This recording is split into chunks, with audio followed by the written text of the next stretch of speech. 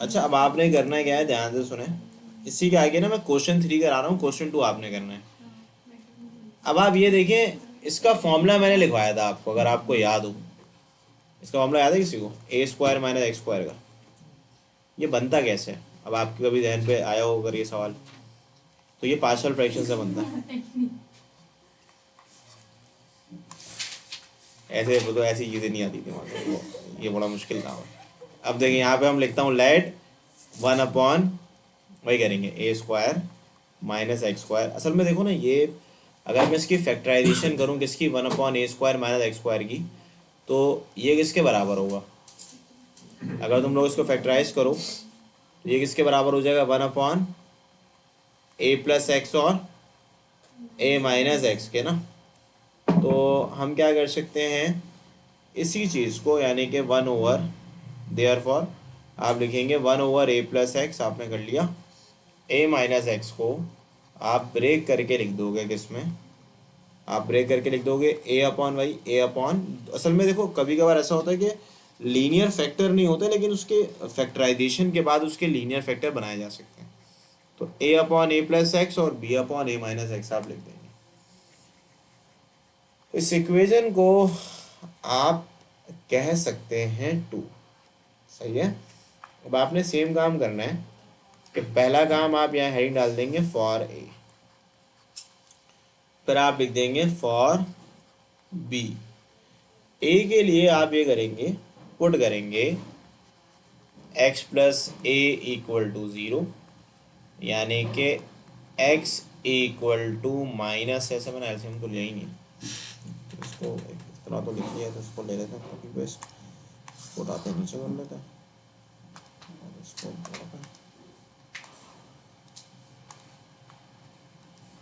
अब सुना। अब यहाँ पे अगर मैं एलसीएम लूँ तो इक्वेशन 3 बन जाएगी।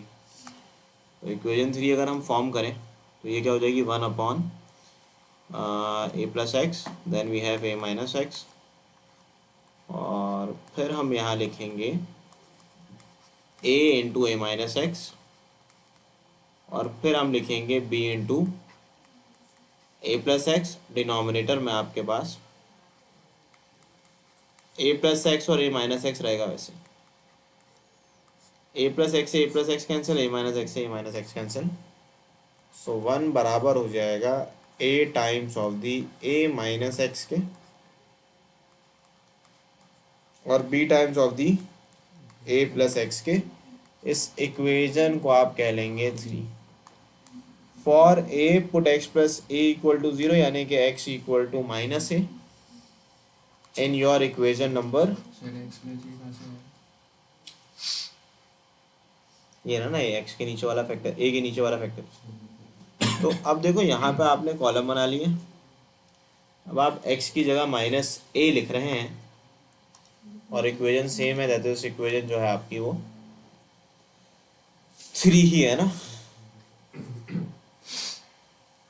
तो अगर मैं 3 को सॉल्व करूं तो देखो लेफ्ट हैंड साइड में 1 तो वैसे ही रहेगा, यानी कि आपने यहाँ लिख लिया 1 इक्वल टू ए। अब देखो x की जगह लिख दोगे माइनस का ए, तो यहाँ आ गया माइनस का ए, माइनस माइनस क्या हो जाएगा, और ये चीज़ हो जाएगी b टाइम्स ए माइनस ए।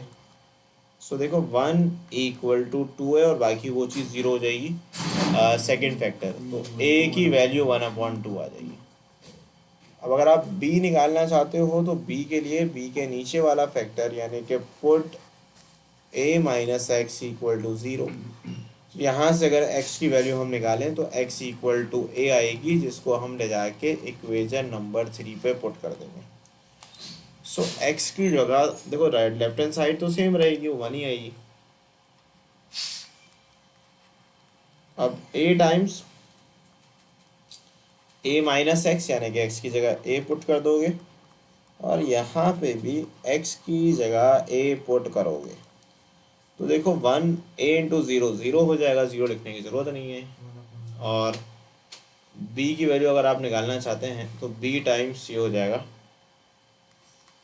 2 है। अच्छा ये a टाइम्स 2 है था ना, तो ये 2 आ जाएगा यहाँ पे।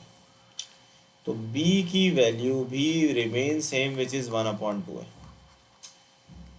तो a की वैल्यू भी आ गई और बी की वैल्यू भी आ गई। अब हम ए और बी को ले जाके पहले इक्वेशन 2 पे पुट करते हैं, यानी कि put this value of a and B.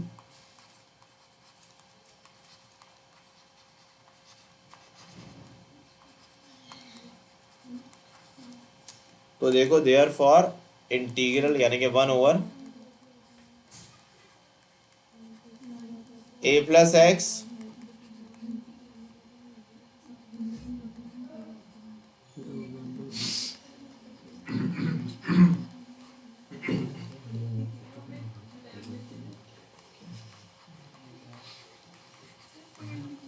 अच्छा जी, ये हो गया ना आपका। अब आप क्या करें,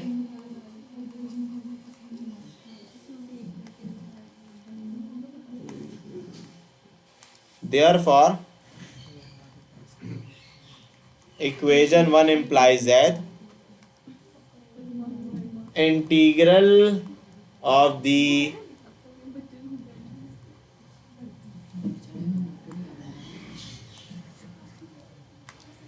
ये देखो यहाँ पे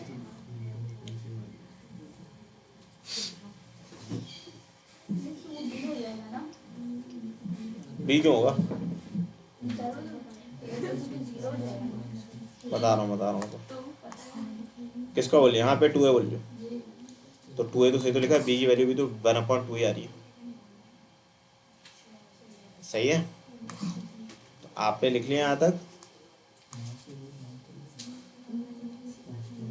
अब आपने नेक्स्ट काम क्या करना है, इंटीग्रेट। मैं एक काम ये करता हूँ कि इन दोनों में से 1/2a को निकाल लेता हूँ कॉमन।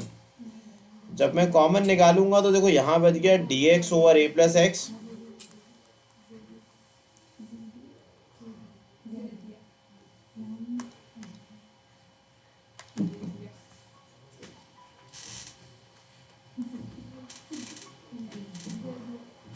यहाँ आ गया a प्लस एक्स, यहाँ आ जाएगा इंटीग्रल dx, और यहाँ क्या आएगा बताओ, a माइनस एक्स।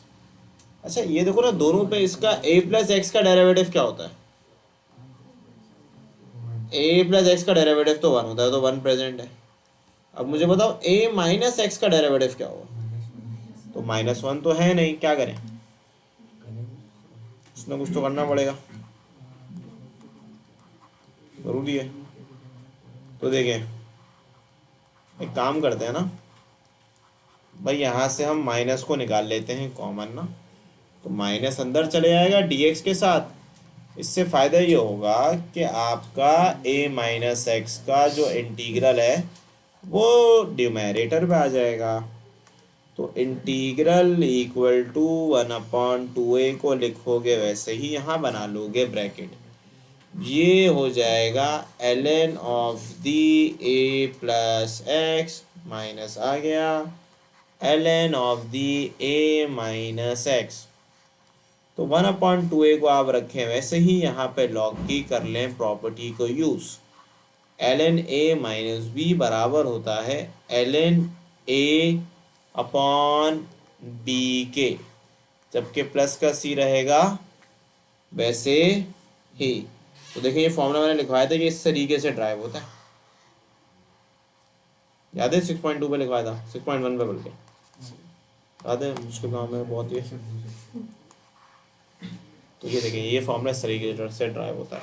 सेम तरीके से क्वेश्चन नंबर 4 सेम है, यहाँ a square minus x square लिखा हुआ है, तो वहाँ एक्स स्क्वायर माइनस ए स्क्वायर, मतलब वहाँ पे बस फर्क ये होगा, यहाँ एक्स प्लस ए आ जाएगा, यहाँ एक्स माइनस ए आ जाएगा, तो there will be no changes. तो क्वेश्चन 4 आप